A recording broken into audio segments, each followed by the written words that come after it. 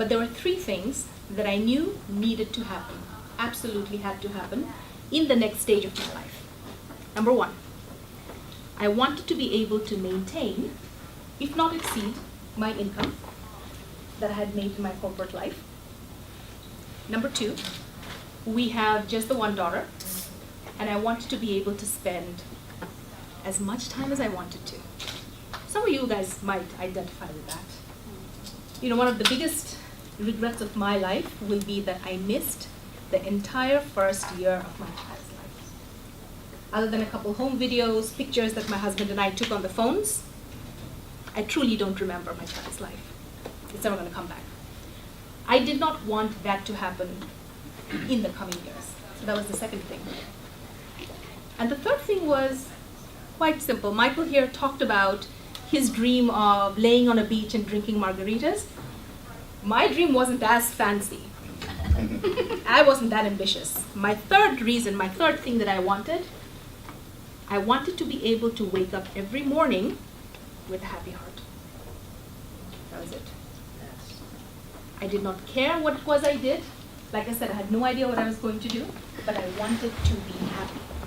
I hadn't felt happy in 8 years. That's a damn long time to be unhappy. Those three things that I just mentioned to you, I was able to check all three of them. So, fast forward. That's what I do. I work with clients typically who are in transition, in some sort of life or career transition. They have amazing skill sets that they have developed over the course of their careers. And they come to me and they say, you know, I've been a government contractor for the last 27 years. My wife or husband hate me. I have not seen my children grow up. I am not ready to retire, but I want to do something different. Can you help? I work with a lot of veterans, as Bob and Amanda mentioned, many from this group who say, December, I'm getting ready to transition into civilian life. I want to be my own boss. Can you help me? Yes, we can. Right? So people who are in different stages, different types of life or career transition, those are the folks that I work with. In January of this year, Bob shoots me an email and says, hey, I said, hey, what's up? He says, I need you to speak to someone. I said, sure. He said, this guy's special. I need you to take care of him. He's my mentee. I've known him for a long time. And he's looking to do something different. He's looking to start a business, but he doesn't know what. Sure. Not realizing what I had just signed up for. So, in January, mid-January, I met HD. HD also happens to be the chairman of the board for 100 Entrepreneurs. Is that still the case? He's on the board of directors. Board of directors. He's in his late 30s. He was in service. And when he left, he decided to start a veteran construction company in the San Francisco Bay Area, where he lived. From scratch.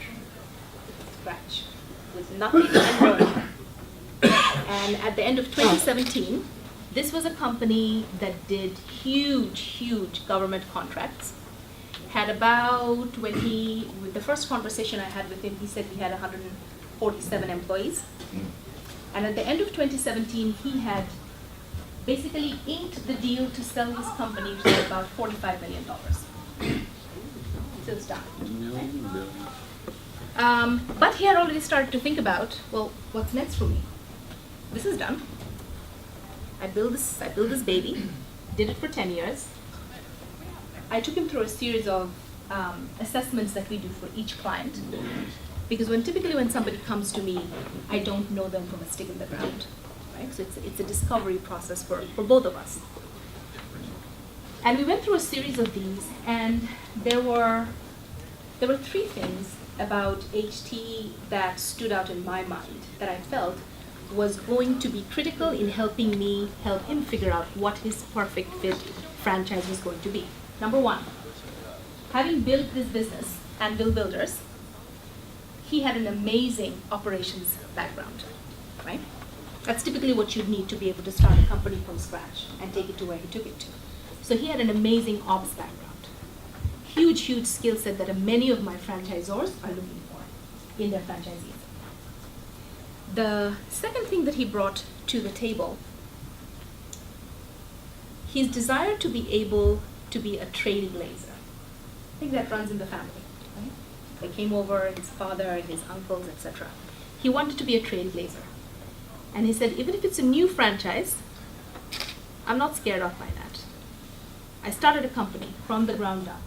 So many clients will get scared off by franchises that may be around, have been around for a couple of years, right? So many clients will say, no, I don't want to lose the shirt off my back. It's a little too risky for me. I don't want to go with a business that may have been around for a couple of years. Not this guy. I said, all right. That was the second thing that I got out of the third thing that came to me through our assessments.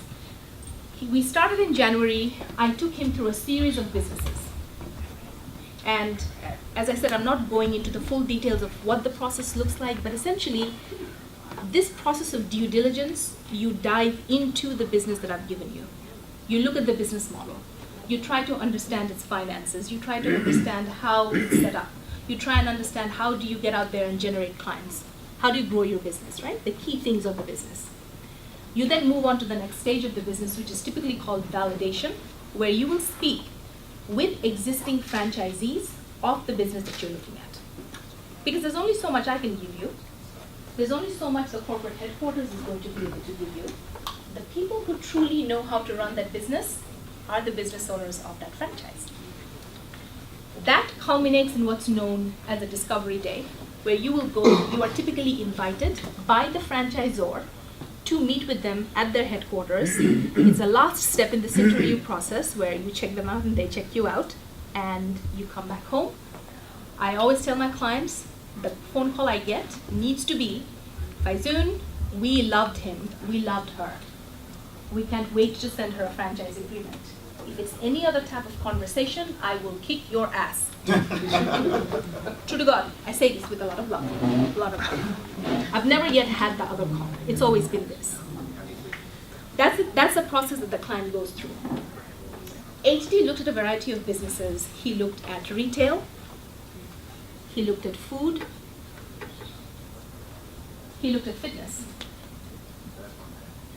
And then the business that he finally decided upon, so this was something that was new in my inventory. It does not get newer than this business. They had 0 franchisees. They had just started. Sounds like HT, right?